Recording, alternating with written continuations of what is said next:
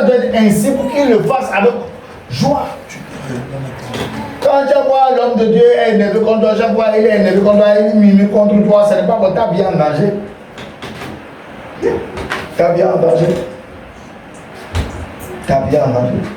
Il n'a pas besoin de te maudire. S'il n'est pas content de ta vie, ce qu'il te parle, tu n'écoutes pas, il te dit des choses, tu n'écoutes pas, il est élevé au-dedans de lui, Dieu te frappe. C'est ce que nous ne comprenons pas. C'est pourquoi l'église de Jésus est en train de perdre sa puissance. Ça veut dire Ananias et Saphira. Ananias et Saphira, ils ont vendu leur propre terrain. Leur propre terrain. Ils ont amené la moitié de l'argent devant Pierre. Pierre a demandé au mari, est-ce l'argent que vous avez vendu le terrain? Il a dit oui, il a menti. Bam, il est mort. Devant l'homme de Dieu, dans l'église. Pas à la maison, dans l'église. Parce qu'il a menti à l'homme de Dieu. Sa femme est venue. Est-ce que c'est comme ça que vous avez dit oui?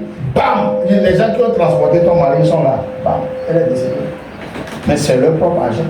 C'est leur argent. Je ne parle pas d'Ancien Testament, je parle du Nouveau Testament.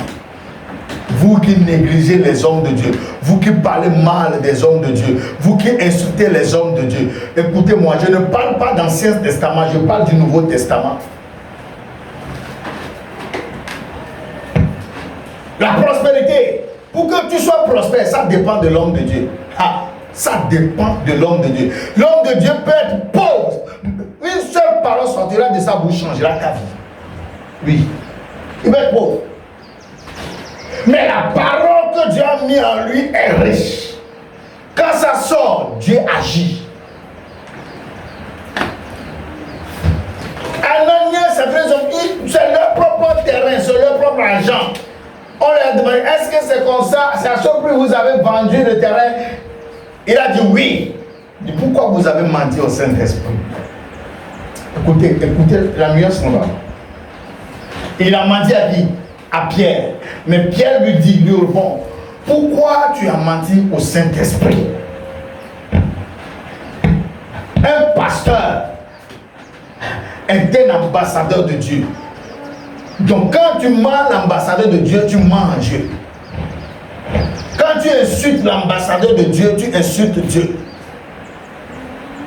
C'est ce que les gens refusent de vous dire. Et vous commettez des erreurs. Beaucoup de chrétiens qui critiquent leur pasteur, c'est parce qu'ils sont frustrés. Rien ne marche, ils sont frustrés.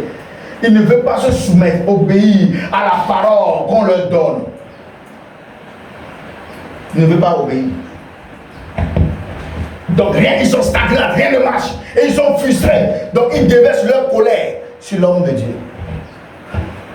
Il va attendre ici, vous cotisez pour les pasteurs, et ils s'enrichissent, vous qui cotisez, et vous êtes pauvres, vous marchez à pied, nanana. Vous payez les impôts? Vous payez les impôts, non? À qui? Au gouvernement, c'est ça, non? Vous payez les taxes à OTR, c'est ça, non? Montrez-moi chaque service de OTR qui n'a pas de voiture. La plus grande partie des responsables de OTR, ils ont des voitures, non? Ils prient pour vous? Ils jeûnent pour vous? Ils veillent pour vous?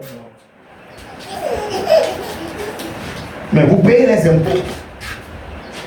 Vous payez les taxes. Eux, ils s'enrichissent. Ils sont bien payés dans leurs travaux. Ils ont des voitures. Des fois, ils vous volent, même vous ne dites rien. Mais le pasteur, il prie pour toi. Il veille pour toi. Il jeûne pour toi. Il parle de toi à Dieu. Il demande ce que Dieu t'accorde, la grâce et la faveur. Ta vie le concerne. Tes affaires le concernent.